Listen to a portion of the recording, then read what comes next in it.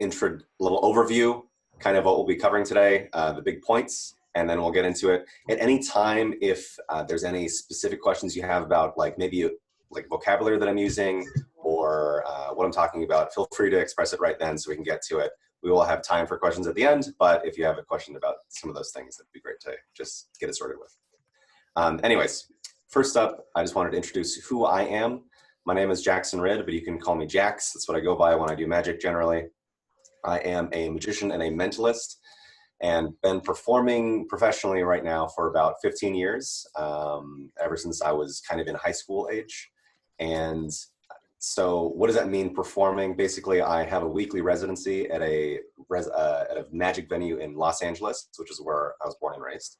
It's called Black Rabbit Rose. I perform there every week, until as of late, that is. I do stage and immersive events. I host those along with my team. So I have kind of a team of magicians that I work with as well, and we put on our own shows that kind of test the boundaries of magic. And also I perform a significant number of private venues, so someone's private event, a little fundraiser, stuff like that, private events like that. I also do things like this, where I try to explore some of the alternative applications of magic. Probably the most big thing that we've done recently has been at DEF CON, which is a hacking conference. And you may think, what are the connections between magic and hacking? There's actually a lot of similarities between some of the things in the magician's toolkit and the things that you would use as a security person, basically. So I've also done things at research centers and schools and a few creative agencies and consulting firms, which shall remain nameless right now. But just to give you an overview on what's happening today, we're going to go over some types of magic, first of all, so we know that we're using the same vocabulary when reference certain things, all the different pathways you can take in magic. There's a lot of different things you can, there's a lot of different things that people think about when they think about the term magician or magic. So we're going to kind of nail some of those down first. We're going to have some time to learn some tricks, which is why I asked you to prepare some things. So deck of cards are a little small object. If you don't have a coin, like a tiny object will work, because we're going to be doing some stuff with that. So we're going to learn some tricks. And we're going to talk about what makes a magician a magician. So kind of getting to the bigger sense about what is the reason that magic has existed for so long. Why do we like it as humans? As well as how to start. If you actually wanted to try to start performing or try to start to be a magician, how do you even get a start, get a foothold in this? And also finally closing with some of my processes, how I do things and what is kind of my weekly schedule on a thing like that. So you gotta get a perspective of what it's like for me. So first up, just to get into some Should we take the jokers out? Ways of magic. The jokers can be in or out. It doesn't matter. Either way. But we'll get to that when we learn the tricks. So the cards are gonna come into play when we learn the tricks. Anyways, so some pathways in magic, but that's a good question. First up, when people think about magic, they often think about performing, right? They think about a performing magician. So there are a lot of categories within being a performing magician as well, or performing in the magic realm. You can do certain things like this. This is actually one of the newest movements. It's been maybe, I don't know, between 5 and 10 years, I would say officially. It's a thing that's really popular, especially by video, in fact. So it's a thing that a lot of people are jumping into when that technology has gotten there. But it's called Cardistry, which is an area of magic that's using playing cards not for a traditional magic trick, but things that are flourishes, things that look very visually interesting. So, for example, something like this, it's a very basic thing. This would probably be considered some element of cardistry, a card spring. You know, something like that. Playing with cards in a way that looks visually compelling and it looks magical, but it's not strictly speaking magic, okay? There's another area, that's cardistry, which is kind of flourishing, if you were to describe it that way. Another area of magic where it's sleight of hand. So it's taking something normal, right? And trying to do something interesting with it, making it do something abnormal. using the dexterity of your own fingers, essentially. There's another area called mentalism, where instead of doing anything that looks a certain way or visually achieves a certain effect, mentalism is about trying to connect minds, basically, trying to mind read or thought read in that way. So actually, I want one of you, let's see, can I reference Link? Can I go with Link on that one? Can you can you actually unmute yourself? Great. You know, I want to try something with you. This is going to be a mentalism thing just to get an explanation, just to get a demonstration of this. But Link, you're familiar with a deck of cards, right? Okay, yeah. So you know all the different ones. But I want you to think about one. Maybe don't think about, if you have a favorite one, don't think about your favorite one, because I did something special to, this has been behind me the entire time. I'm not going to go near it yet, because you're going to do something right now. Oh, I made one card stand out in there. And it's not like a card that everyone would think of. It's not like an ace or a king or something like that. It's not something obvious. I want you to try to get. So it's like a number card or something. Well, you'll get it. Trust me. I want you to try to read my mind. Okay, so I'm thinking about the card right now, and I want you to get it right now. What's the first card that comes into your mind? Queen of Spades. The King of Spades? Queen of Spades. The Queen of Spades. Interesting. Okay. So, like, you want to stick with that, right? That's the first one to come into your mind. Yeah. Probably because it's the best card in Crazy Eights. I see. Crazy Eights. I love Crazy Eights. Because this entire time, you said the Queen of Spades, right? Yeah. And this is the same deck that I had back there. I think you did read my mind, Link, because inside this deck, all the cards are oriented in one way. One is standing out from the others, which, as I said at the beginning, one is going to stand out from all the others. I wanted you to read my mind for the Queen of Spades. What? So that's a little example of a mentalism thing. It requires some engagement with someone, obviously, to try to connect with something they're thinking. How do you do that? Teach me. Teach me. We're not going to be going over that specific one today, but I'll drop it in the chat or something like that, or we can talk about it. I can get your email from Julia. Okay. And finally, there is something outside of these other tiers that we've discussed. So cardistry, sleight-of-hand, mentalism. There's a thing called illusion work, which is where a lot of people think about when they think about a stage, magic on stage, right? So you think about like someone in a box, or assistants, or kind of big spectacles. At the same time, illusions can be smaller. You know, like this would maybe qualify as some sort of an illusion, or this would maybe be sleight of hand. So something like this, right? Right, where you make a card. Hey, can you and wait, go with that today? Let me get back so you guys can see this, but this is going to be pretty cool, right? All right, let's see if we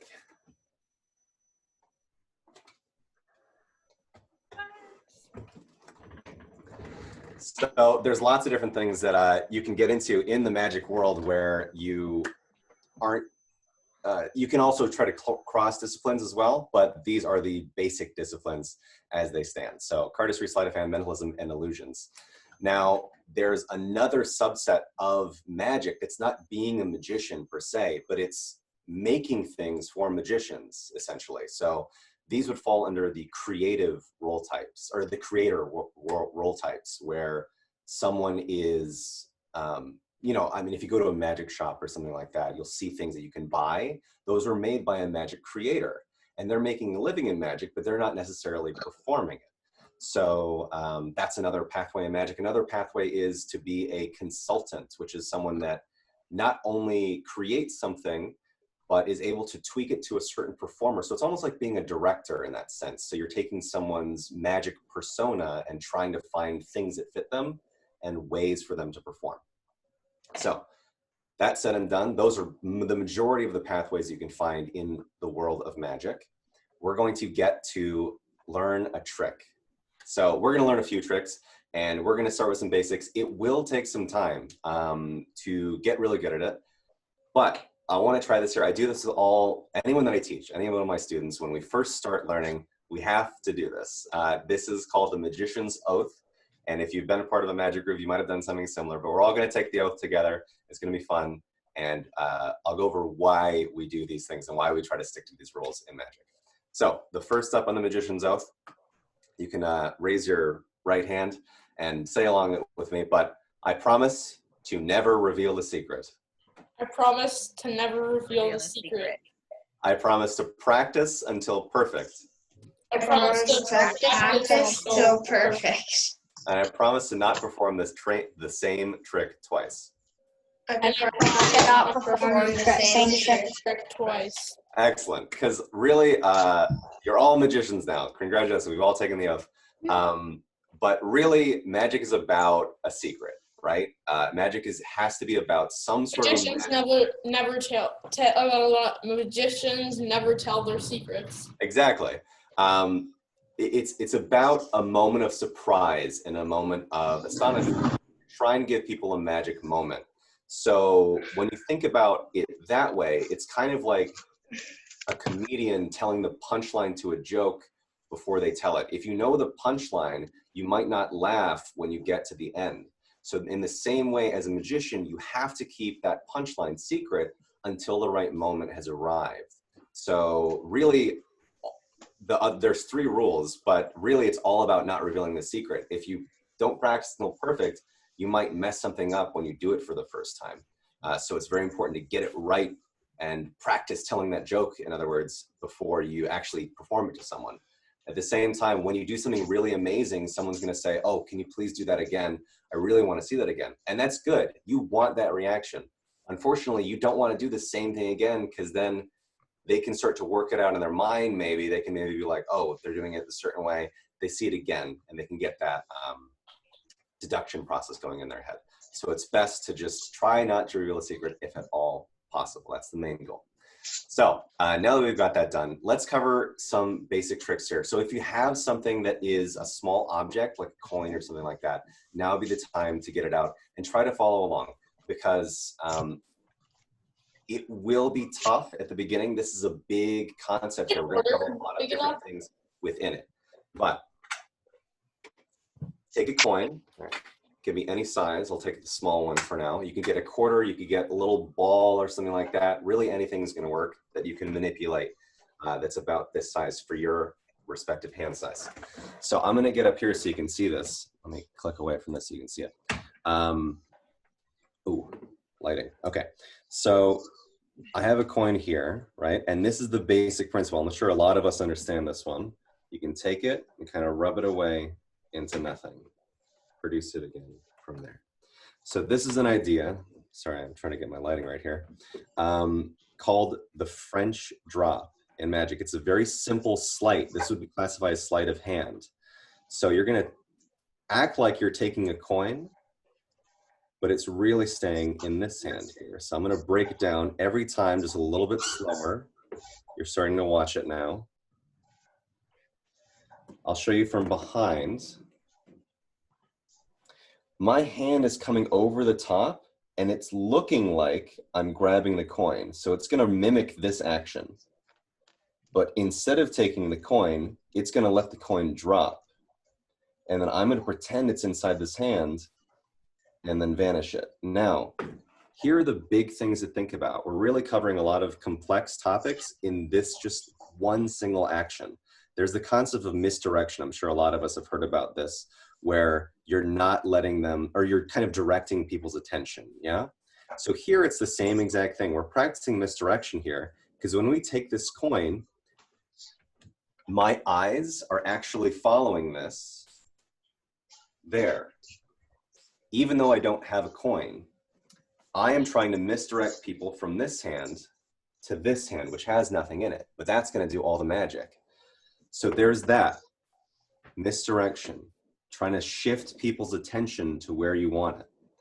The other thing here is kind of a human behavior principle. So when you take this coin from here, this is a mistake a lot of people make when they're first starting to do this, because it's so weird to not have a coin and have a coin in the wrong hand. So right now when I take this, the thing that a lot of beginners will do is go like this. They'll hold both their hands like this, they'll hold tension. But you only want tension in the coin it doesn't have anything, in the hand that doesn't have anything in it. That's really what you want. So you want to take it, and then this hand, imagine if you took a coin for real. You would take it, and this hand would just drop, right? Nothing would be happening with this hand. It wouldn't even be up here like this. So you want to practice that same exact behavior when you really take the coin, as well as when you don't take the coin, right? When you do the magic version. So there is, it's almost like if you're holding a glass of water, your other hand doesn't go like this along with the glass of water. The other hand is empty. There's nothing in it. So it just kind of is off by the wayside. So there's so much time that you can spend on just that one thing to really evolve it for yourself and make it feel comfortable for yourself. But those are the basic starting points for that, okay? So that's called the French drop. You can look it up. That's a very common thing. You can find a lot of tutorials for it, as well as you can replay this, okay? But those are the basic principles there. You're trying to mimic an action while doing something fake, okay? Now, I asked you also to gather a deck of cards because it's very common to want to do a card trick or learn how to do a card trick. We'll learn a card trick right now. It has a lot of different applications. So if you get your cards out,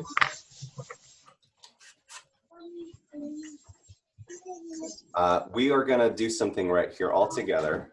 Is you are going to find a card that you can easily remember. So I'm just going to use the Ace of Spades, and I'm going to put it on the bottom here, okay?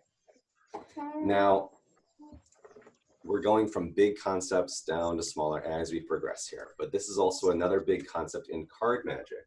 Now, let me get this out of the way. Wait, bottom would be the front of it? Yeah, on the bottom. So if all the cards are facing this way, you want it on the very bottom, so on the face. Okay, so get Like a card. this? Remember, it doesn't have to be the ace. It can be whatever you Like want. this? Remember. Like this? This is my card. This is my card. Excellent, just like that. That's awesome. So, what you're going to do in this one, and let me tilt this so you can see my table. So imagine that we're playing with someone here, and we want someone to take a card. I'm going to just show you an example. I'll show it to the camera like that. We'll pretend we're not seeing it. So if I have someone take out a card, let's say they take out this one. Okay, that's the 7 of spades right there. Now, they're holding on to this one, keeping that in mind. I'm going to go through the cards, and basically, if you don't know how to cut the deck, you're going to cut the top. You take the top half and put it down on the table or somewhere. They're going to put their card. You're going to tell them you're going to put your card in the middle, and then you are going to put the rest of the deck on top. Now, what you're doing when you're doing that is, because we had a preset card on the bottom, is when we look through this now, It's gonna be beside your card. exactly. This is But a principle. I know that trick, but a different way. The other way I know it is you get them to pick a card. You go like, tell them when to stop. Yeah. They stop. They take it. They memorize it. They keep it. You go to half the deck. Well, about half the deck. They put it on. You look at the card on the top, for example. Yeah, right. That's if you can Look at remember a that. card instantly. And This then is you just a put little it bit back more on. setup. You look through. And then when you find the Ace of Spades, it's the one before it. Exactly. So For example, it's a black. this is a concept called a key card, because if you remember one card, it kind of unlocks the door. It's the key to theirs. So that's the principle behind that. So there's a lot of things you can do with this utility here. So after you get that done, you could, I'm showing this to the camera right now, but this would normally be, you'd be showing it to yourself. So what I would do is I'd be like, okay, so you put a card in there. I'll tell you what, I'm going to try to read your mind. I'm going to try to get your card. You could do something like that. You could have them you could deal through until you get their card and ask them to stop or something like that. There's a lot of different applications for that concept. That's a very basic concept. Wait, how do you do the card trick where you go like, is this your card? You get them to pick a card, and then you say it. You put it back in the deck. You say, "Is this your card?" Mm-hmm. And it's not that. You're just like, "Oh, you have something in your hair," and you pull out their card. How do you do that? We're not going to get to something like that yet. Let's finish with the ones that I have prepared, and then we can see where we want to go from there, okay? So we're going to start with, I'm trying to give you things that you all can learn within a matter of hours, so it's not going to take super long to get these things down. Here is another concept here that is very fun. Fun fact, this is actually one of the very first ones that I learned. I'm going to try to see, I'm letting this not hit, but I'm going to try to see if I can get you guys to see this here. So, this is in the realm of mentalism here, and I'm going to see if this can work over the phone or over the video conference here.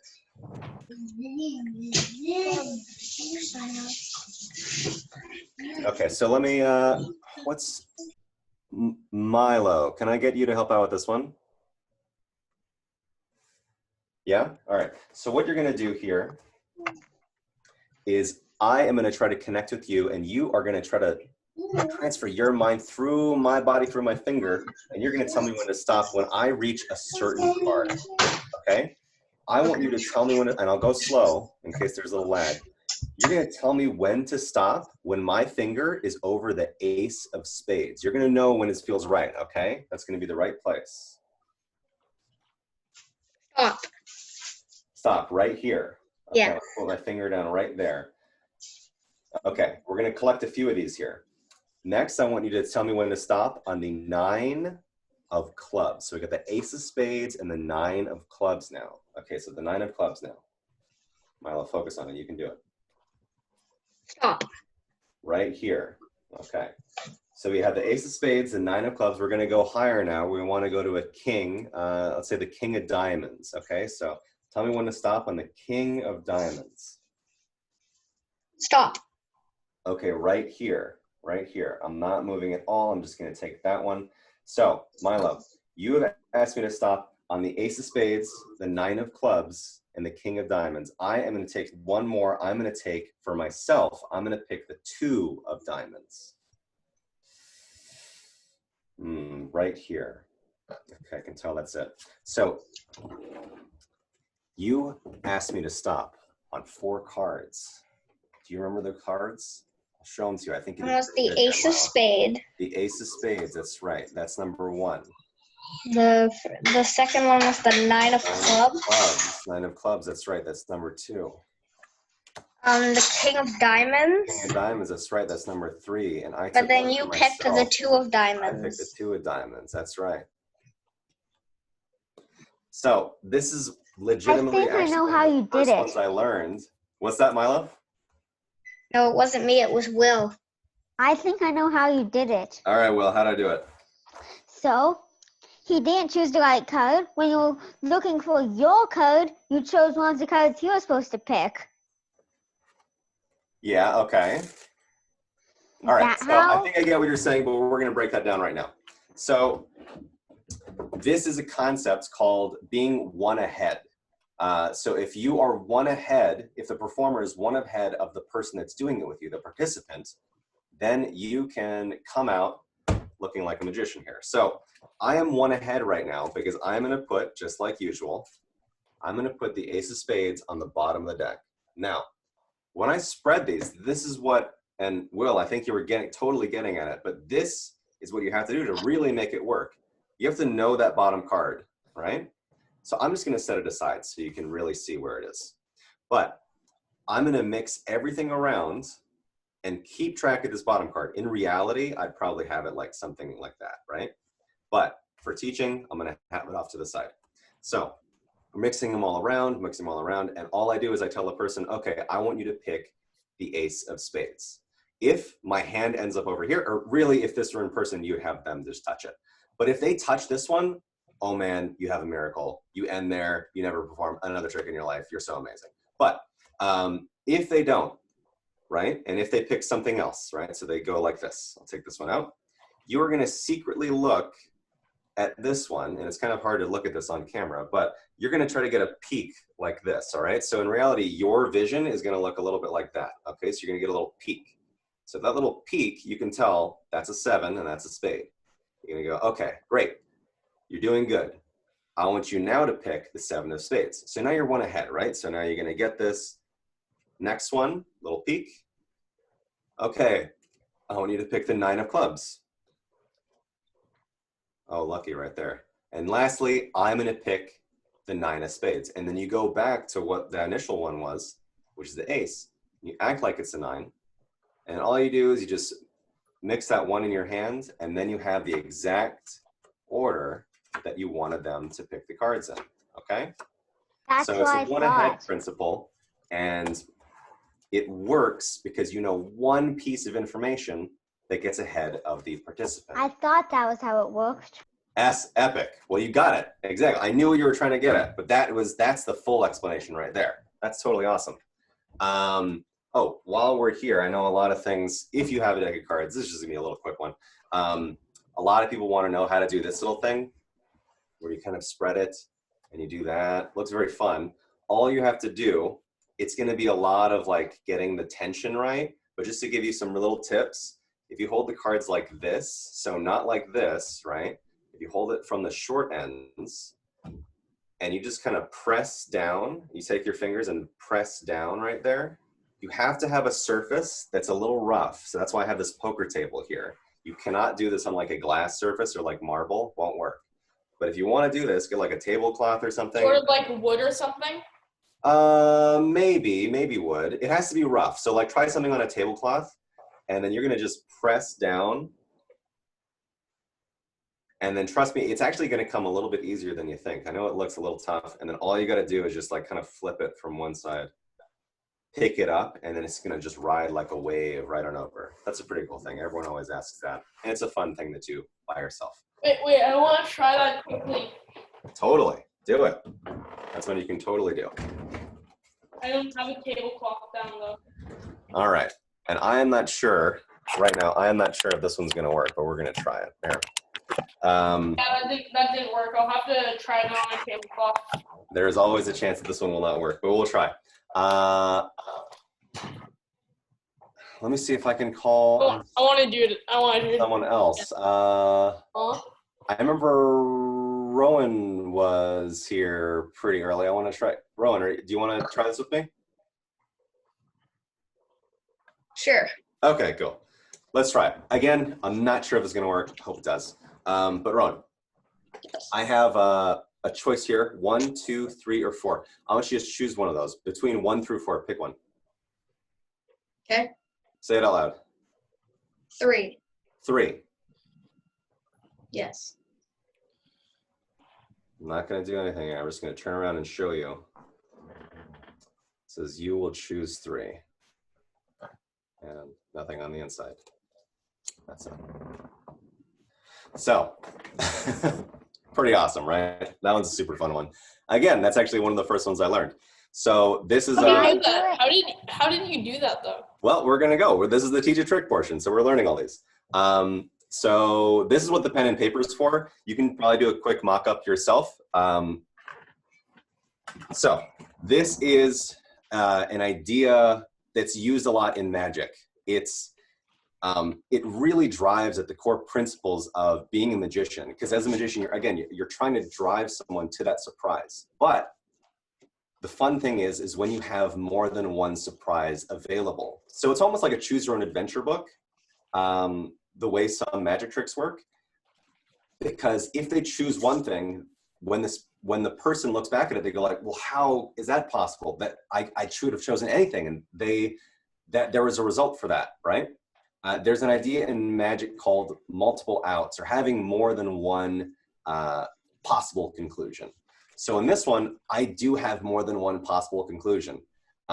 This particular one starts to get into a category of mentalism called like psych forces, which is generally trying to take a look at the things that humans naturally trend to. So humans naturally trend, when given an option between 1 and 4, to pick an odd number, to pick 3. Generally speaking, that's the number one out. It's like when you Oh man.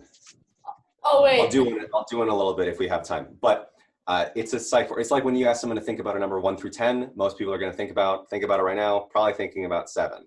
Just how it goes. People trend towards certain options. So Nope, I was thinking of 5. that's right, 5 for you. I was 2 off. That's okay. Thinking of 8. All right. So the way this works for this one, this is a very fun one. You can keep it in your little pocket and do it on your friends. But you have to have a paper that's prepared with 2 outs here. And again, you're just going to have to go for it. I wasn't sure this was going to work with you guys, but it worked. But I have an out for 2 right underneath my finger. So I have an out for 2 and 3. I don't have an out for 1 and 4. So if you choose one of those, I have to do some weird magic word play where I'm like, oh, sorry, I'll number 1 through 4. So just choose one of these 2. But you have a multiple out system here where if they say 2, which is the second most likely option, you're going with likelihood here, you will just go like this with your hand.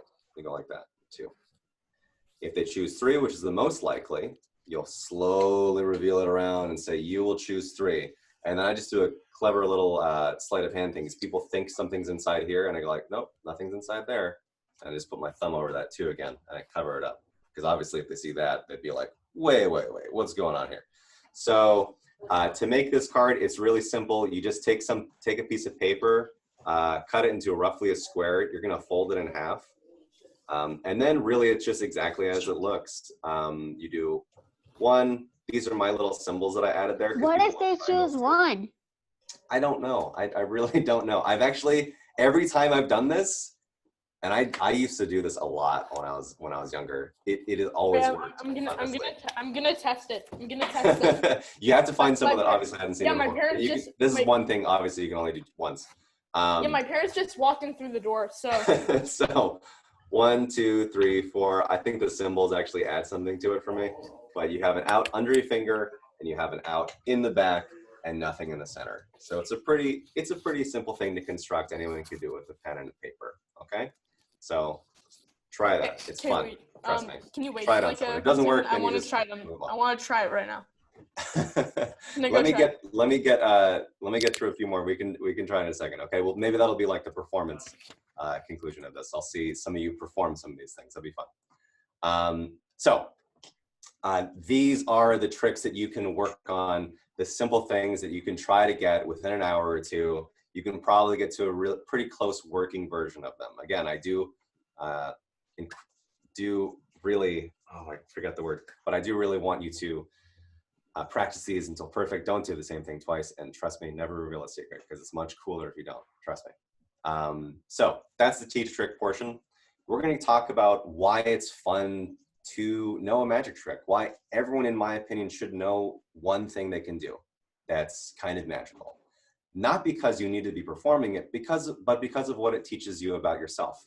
And there's a large part of discovery that you have when you learn how to perform a magic trick really, really good. And you see someone's reaction. It's a really good feeling. That's why I do it.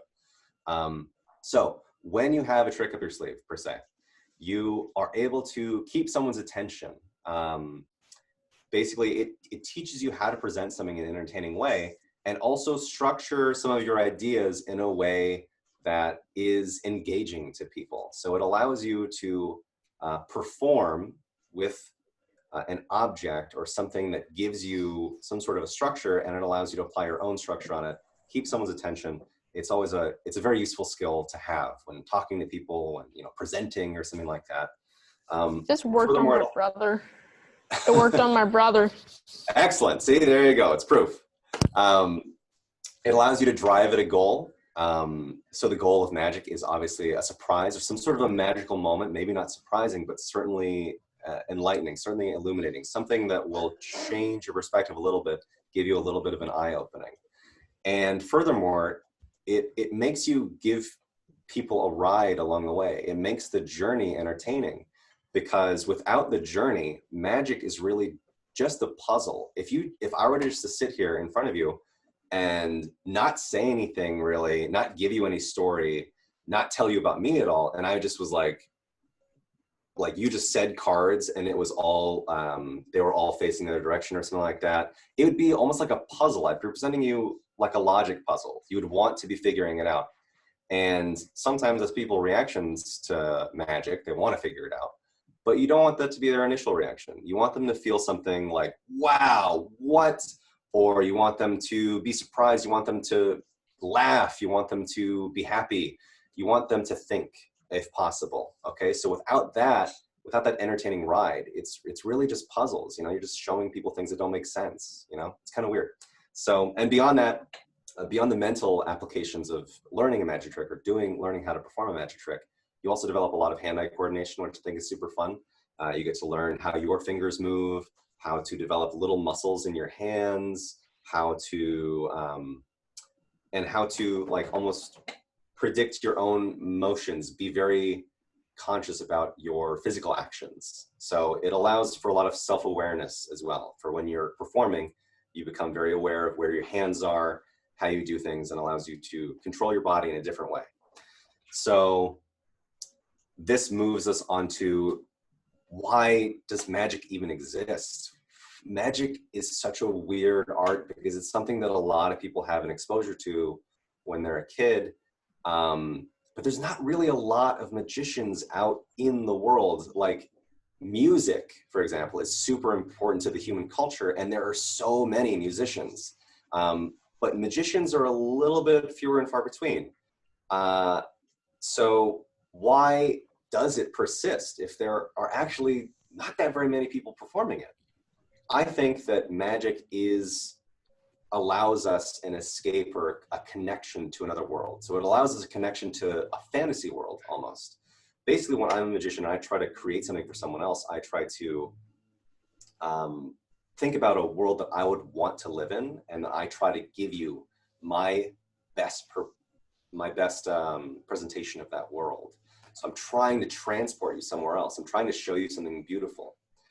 When you think about other types of magic, so if you can think about the tarot, for example, there's a magician figure in the tarot here.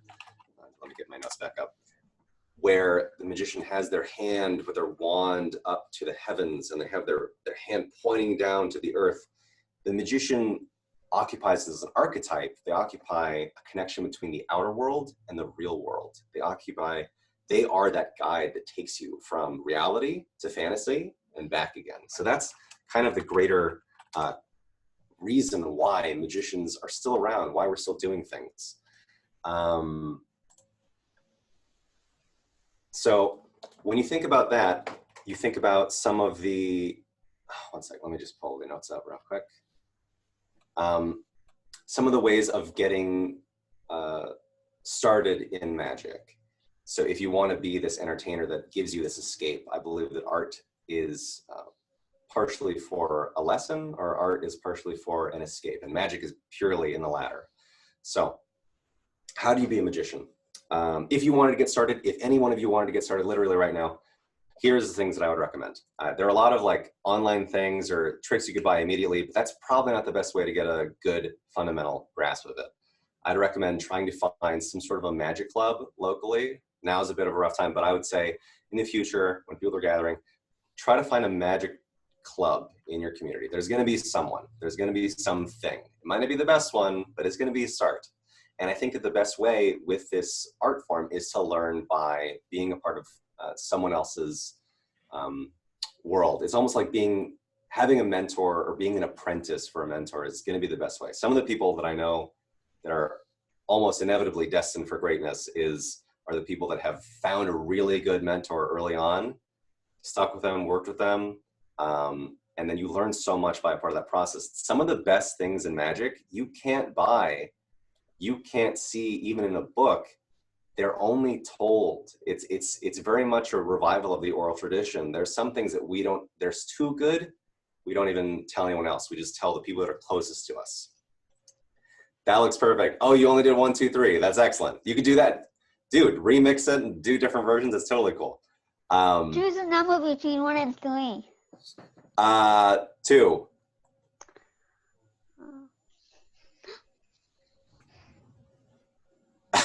That's okay. I love it. I love it. Excellent work. Oh yeah. And so okay. So all right. Back to what I was saying though. So okay. So be get a mentor, definitely, for sure. Join a club. You can also look at online shops, look at books, tutorials. There's all sorts of different ways to start, but I definitely recommend pairing up with someone real as soon as possible, pairing up with a teacher. So, and if you wanted to go into it further than that, let's say you got hooked. How do you make a living in this? How do you even continue from there? Like, how do you start to make money in the summertime, or instead of doing a job, instead of doing another job? You can teach. You can do something like teaching where you become a teacher to someone else. You can perform where someone is paying you to perform for them and show you this amazing entertainment that you have. There's also creating. You can start to learn how to create tricks and sell them to other magicians and really help other magicians be better. And finally, this is the last section that I'm gonna get to. It's what is it like to actually be a magician? What do you get up to on a weekly basis? So a large part of my time is dedicated to either performing or preparing for a performance, or doing something that will lead into the performance, or capturing some sort of performance, some sort of element of that performance afterwards. So documentation, or maybe press or something like that for a big show.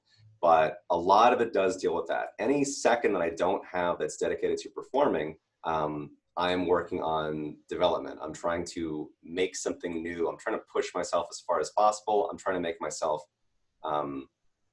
as appealing of an entertainment person as possible by giving them the best magic that I can offer. And that always has to, I can't just be performing stuff because I would stay stagnant. I have to spend a lot of my time trying to break down what I'm performing, develop new things that are even better, and try to work all of that out. So that involves producing events, trying to stretch the boundaries of magic. I love things that are slightly alternative. I like to, I hosted a music and magic show a little while ago, did like an immersive seance kind of thing, like telling ghost stories, doing magic tricks, stuff like that. But really trying to push things that I don't see happening right now. So trying to establish a new market within that. So really getting into kind of the business side of this. There is creation. I do a significant amount of consultation for other people. So I try to help other people be better. I try to teach youngsters how to do magic and be an awesome magician. I think this is me. I'm making it look like this deck is new, except there's a certain color on the bottom. So then when I take it out, I'm going to say, okay, I'm going to take out the jokers. Then they think it's new. I'm going to do the magic trick when they think it's new deck. Excellent. I think that's a good idea. See, there's a secret that you're already working on that that you're kind of using to your advantage. I think that's a great idea. Magic is really an outlet to express a lot of different creativities that you might have, a lot of different skills, and all combining them into one little project, really. So where is I? Okay, so creation. I'm almost done, by the way, and then you can ask anything you want. But consultation with others, trying to make other people's stuff better, creation of intellectual property, trying to create ideas that other people will replicate and perform, and draw, like-minded minds together. And finally, the thing that I've been exploring fairly recently in my performance life or my magician life is trying to get into some alternative, not even entertainment realms. So I spoke about DEF CON earlier. This is where we do a talk every year about some of the things that you can learn from being a magician and applying it to being a security worker. So things that you can learn about misdirection, things you can learn about protecting yourself against people that are trying to do some of these things on you. There's a lot of psychology and magic, and a lot of that applies to the security field. So we get into some gaming protection as well. So a lot of people think about with a magician, oh, never play poker with them, right? But at the same time, if you hire a magician to secure your poker game, you can kind of be sure they're looking out for the things that people would do to cheat, right? So you're trying to use your skills for the betterment, right? It's trying to make sure people don't try to cheat anyone else out of money. And yeah, that's pretty much the holistic viewpoint right there on how I spend my time and what I try to focus on. So I'm all done with everything I have prepared for you guys. I am open to seeing you perform. I'm open to seeing fielding any questions that you might have. And really, yeah, let me see. All right, can I go with Mac? Could you perform your best magic trick to us? Perform my best magic trick to us. I would say there was some pretty amazing stuff. One of my favorite ones was that production of the card from nowhere. So you might have to, I'm not going to repeat that one right now, but if when this goes up, definitely look at that, because that's one of my favorite things. Honestly, it's such a cool Could you do the hardest magic trick you know? The hardest magic trick I know. Can you teach us some more magic tricks? I want to try to deal with this thing from Mac, because that was an interesting idea. Is this how you do the card? Is this how you do the What do you mean by trick? hardest thing, Mac? I'm curious about that. What? Like hardest trick you've ever done. That's what he means. Like ever. Yeah. Like, So what do you mean by hard? Because coin there's a number of things, and let me give you this. This might be off the mark, but you tell me. So when you make a magic trick, there's a lot of hours you can do in preparation, and if you prepare something that's really hard, that's one thing. There's also things that take such a super long amount of time that you could deem it hard that way. So which direction you want me to go to? I can maybe figure out something for you. Is this how you do the coin trick? Mac, do you have an answer for me? Oh, what do you mean? All right. So let me show you one that's kind of fun here. This took far too much time, to be completely honest. Let's see. Okay. So, all right, I'm gonna try to do this here.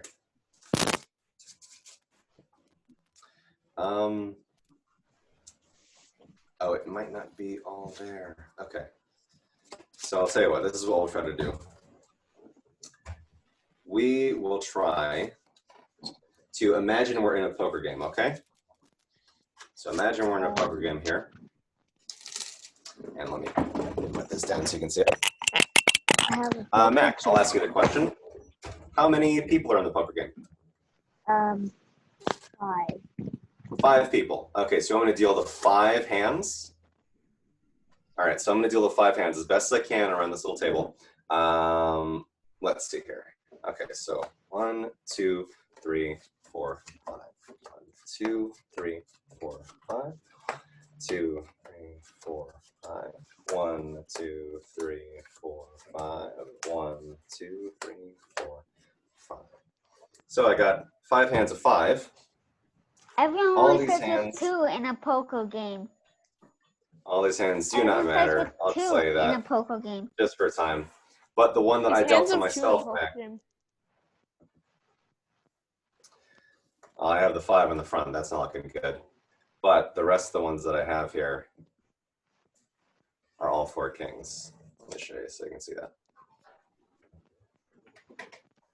Yeah, but I saw you put a card on the bottom, which means if you Exactly. had put the 5 on the top, then it would be. So that is a area of magic that takes a really long time to do. I wasn't prepared for it entirely for you guys, but you tested me there, so I wanted to give as best a shot as I could. But there is a lot of things that people can do in the gambling world where it's really mundane kind of sleights, honestly, little things you're doing with your hands, but you spend so much time doing it. You try to make it look as normal as possible, but really doing something different. So you're trying It's a hand of control 2 in things. poker, though. That was an idea called bottom dealing here. And let me show you if I can give you just a demonstration of that pretty quickly. So I'm going to do this with the jacks. And I'll reverse them for you. So here's my setup. I have a bunch of cards, right? But I have these jacks on the bottom. So I'm going to show you what it looks like to actually bottom deal here. This is probably one of the more difficult things you can get into. So, might be pretty hard to see this for the lighting, but 1, 2, 3, 4, 5, right? So it looks like you're dealing the card off the top. So I can just show you here. So you're dealing it off the bottom of the deck. That's the tough part, and you're making it look like you're still dealing it off the top. Okay, so I can show you a little bit better lighting.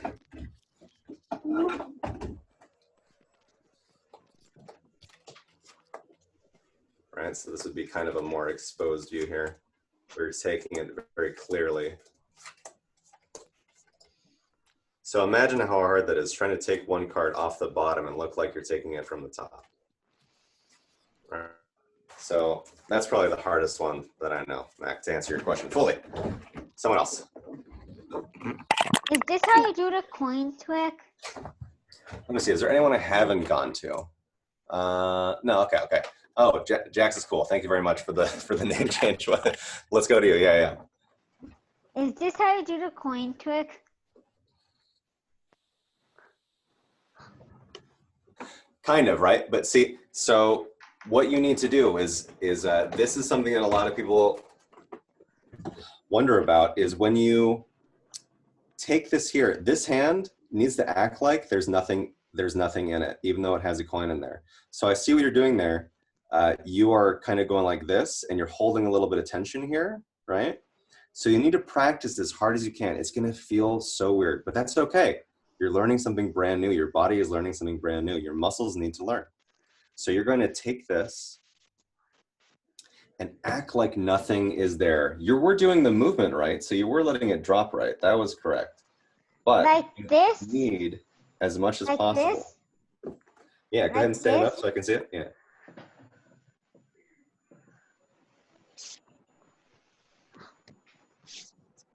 You're getting closer. That was closer than the first time for sure. So as much as possible, try to mimic having nothing there. So you see how this hand is kind of dropping like that, and it looks like nothing's in there. Also, you're going to have to, as best as possible, learn how to hold onto a coin without holding on to it like that. So you're going to have to let it just like kind of by friction. Look, I'm holding on to this coin here, but it's just kind of resting in my little fingertips right there. So it doesn't look like I'd normally hold the coin that way. A really good way to practice this is a little bit more of an advanced technique. But if you walk around all day with a coin like this in your hand, then you just kind of go about your daily activities, right? So I have a coin in my hand, but I'm not, right? I can pick up cards and it looks like nothing's in there. I can go have a little drink, you know? So you're holding out a coin the entire day and you're acting like nothing is in your hands, right? So you can just kind of go like that in your hand, you know, walk around, computer, touch things, you know. You see what I'm saying? You're trying to learn your hand to be natural even when it's doing something unnatural, natural looking, you know. Milo. What if, like, I kind of found the answer to it, but like when you're doing the like pick a card, but you know which card is on the bottom. What if somebody picks the bottom? You have to know the top two bottom, because if somebody picks the bottom, you gotta know. Well, this partially gets at the multiple out thing.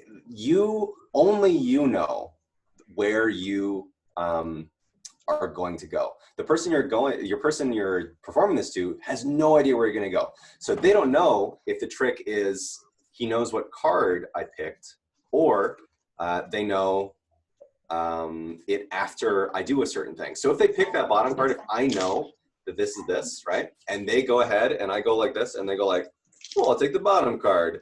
And you go like, all right, think about your card. You just change the trick. You go like, oh, that's weird. I'm getting a feeling that you actually picked is that the Queen of Clubs in your hand?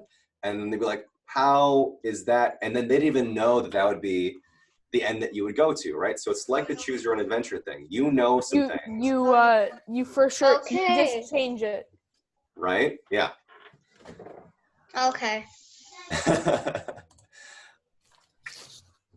you Cool. do us some more tricks? Do some more tricks? Yeah. Perform or teach? Teach.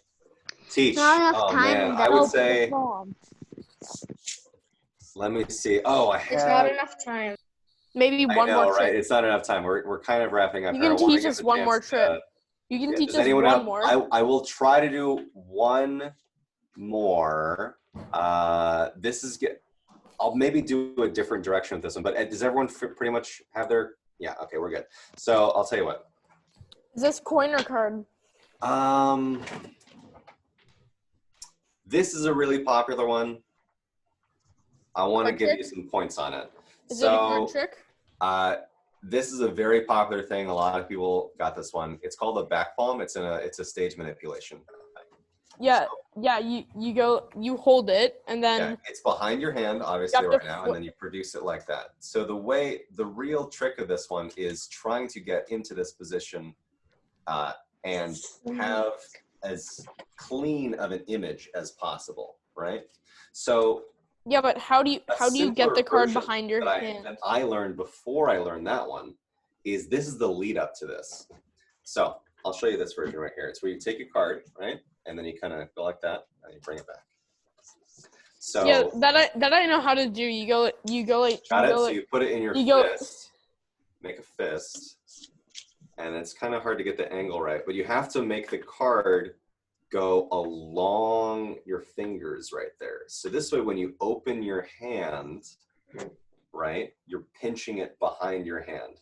If you do this the wrong way and you kind of go like that instead, they'll see the card sticking out. Okay, so you got to, when you make the fist like this, as best as possible, try to reverse engineer it so that when you open it, it's empty, right? And you obviously want to control your angles. So this is a very visual trick. There's no like real thinking process to this when you're trying to show them something cool. Don't need to control your angles as much if there's tons of sunlight. Right. Well, this one's a great one for video because they can't see anything you don't show them. But yeah, you can go here with the fist. You kind of wave it. Is this good? You go like this, right? And then, but you're really going to be showing it like that.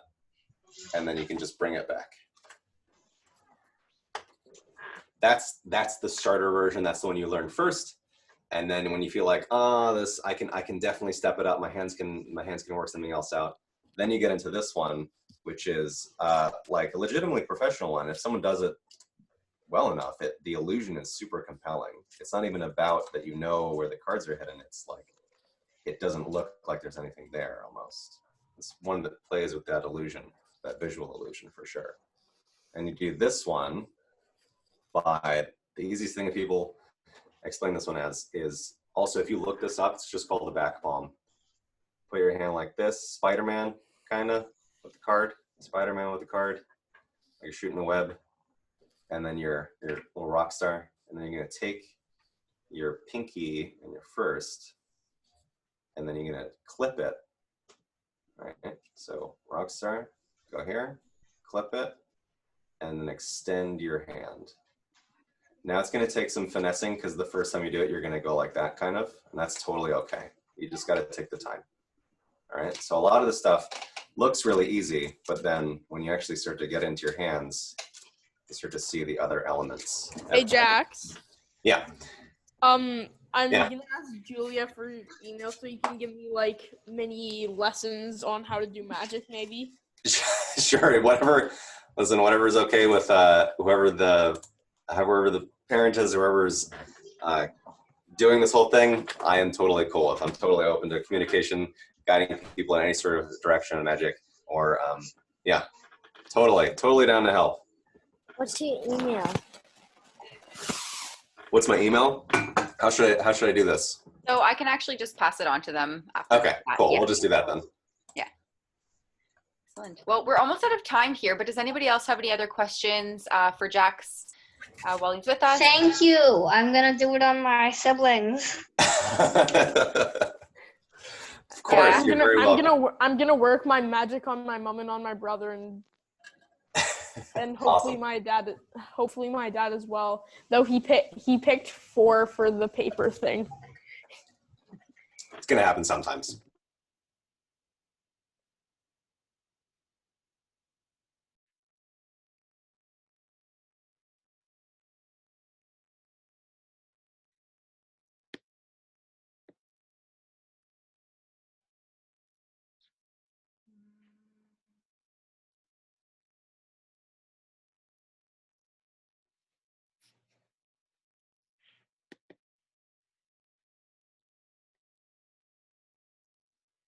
have to hacking the hold it system like already. this.